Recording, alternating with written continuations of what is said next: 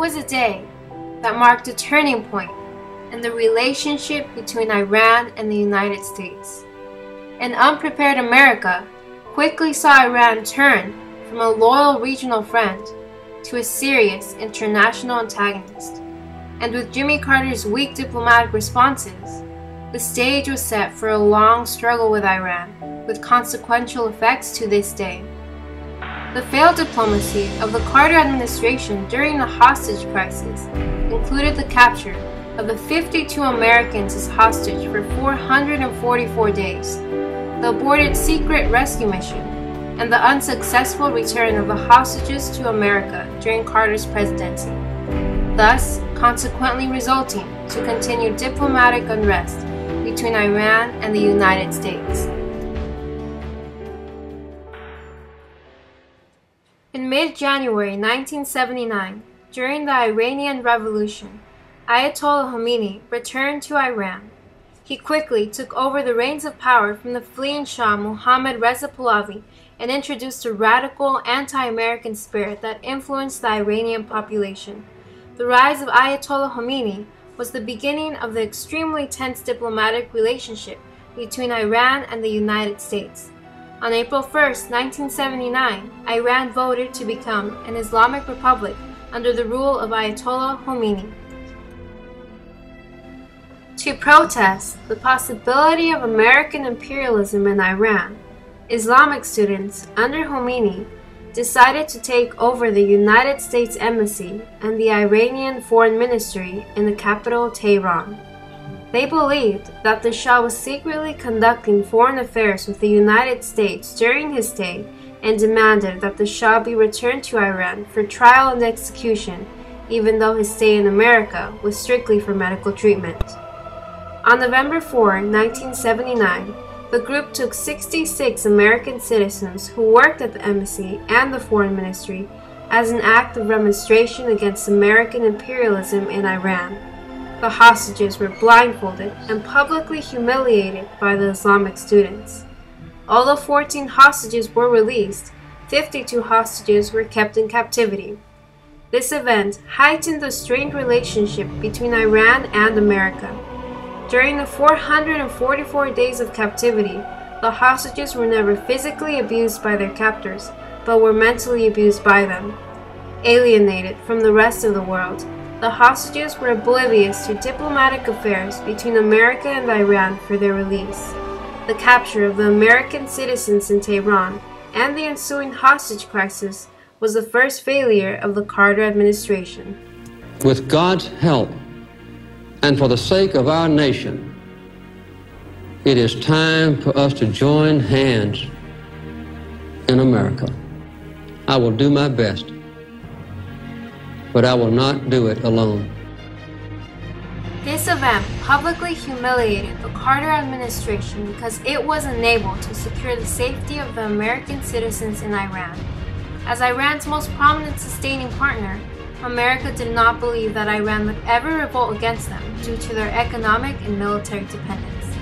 Millions of Americans blamed President Carter and his cabinet for the failure to protect the American citizens. This event stirred anti-Iranian feelings amongst the American people. They made anti-Iranian signs and conducted strikes against them, demanding the deportation of all Iran Americans. I never forget one moment that I'm awake about the hostages whose lives and whose safety depend on me. And I am pursuing every possible avenue to have the hostages released. Iran was unwilling to negotiate for the freedom of the American captives, so Carter was forced to come up with an alternative plan. He put into motion a secret rescue mission known as Operation Eagle Claw, set for April 24, 1980. The mission landed U.S. helicopters and planes on a desert near the city of Tehran, from where they would sneak into Tehran and secretly free the 52 hostages. However, the mission was aborted due to helicopter malfunctions and unforeseen weather conditions. On the way to their destination, a helicopter collided with a transport plane, costing 8 Americans their lives. The failure of this aborted mission left a permanent scar in Carter's presidency and his administration. President Carter took the full responsibility for the failure of Operation Eagle Claw.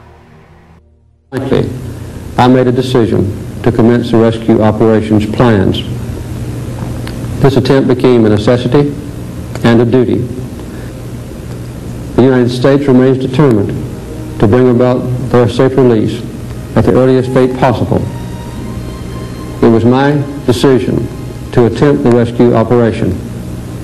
It was my decision to cancel it. Jimmy Carter felt rushed to prove to the United States that he could carry out a successful plan to rescue the hostages. If his administration had been readily equipped, it would have been able to make a more accurate assessment of the possible outcomes. Some of the outcomes included, but were not limited to, natural disasters and technical difficulties. In July 1980, Shah Mohammad Reza Pahlavi died of cancer, and on September 1980, Iran was invaded by Iraq. On January 19, 1981, the day before the inauguration of Ronald Reagan, the Algiers Accords were signed between Iran and the United States to resolve the hostage crisis.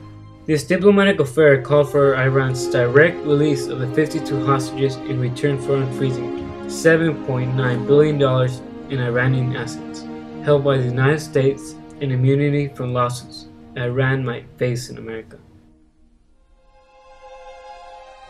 Minutes after the inauguration of Ronald Reagan, the hostages were released and taken to the United States Air Force Base in West Germany. Carter failed to accomplish his goal of securing the release of the hostages during his presidency. Even though this was a failure of the Carter administration, the hostages were finally released for captivity after 444 days. Although the release of the hostages was a direct result of the Carter's administration's negotiations, Carter still failed to have the hostages returned during his presidency.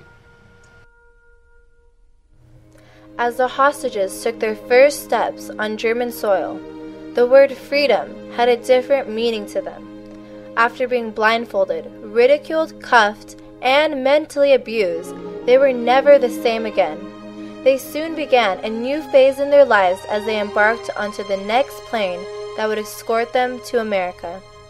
Finally, the United States was able to celebrate the return of the hostages after 444 days. Nevertheless, the failure of the Carter administration far outweighed the success of the return of the hostages. To this day, Americans continue to ask themselves, why are we in this prolonged conflict with Iran? When will the relationship between these two countries be resolved? Though we may not know the answer to when it will end, we do know how it all started.